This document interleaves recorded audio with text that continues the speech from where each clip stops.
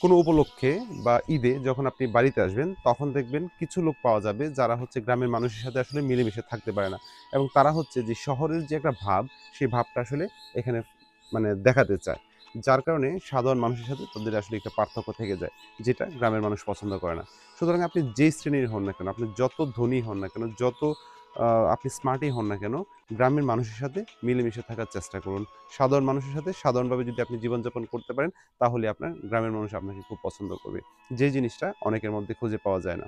আপনি যত বড় লেভেলেই যান না কেন, গ্রামের মানুষ কিন্তু সে আপনাকে নাম ধরেই চিনে যে সে ওই ব্যক্তি।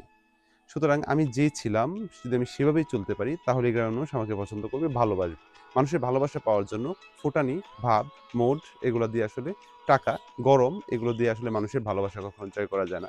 সুতরাং আপনারা যখনই শহরের যেই একটা মুড, শহরের যে একটা ভাব, টাকার যে একটা ভাব, টাকার একটা গরম, আপনার চাকরির একটা গরম, এই গরমগুলো থেকে আপনি দূরে সরে এসে আপনি গ্রামের একজন সাধারণ মানুষ হিসেবে আশা করি কোনো উপলক্ষে চলাফেরা করবেন। দেখবেন সবাই আপনাকে খুব ভালোবেসেছে।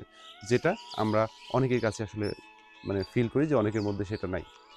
আশা করছি সবাই যে যার অবস্থান থেকে গ্রামের মানুষের সাথে আমরা মিলেমিশে থাকার চেষ্টা করব। এবং গ্রাম আমাদের প্রাণ, সেইটা যেন আমরা মনে প্রাণে বিশ্বাস করি এবং নিজেরাও চলি।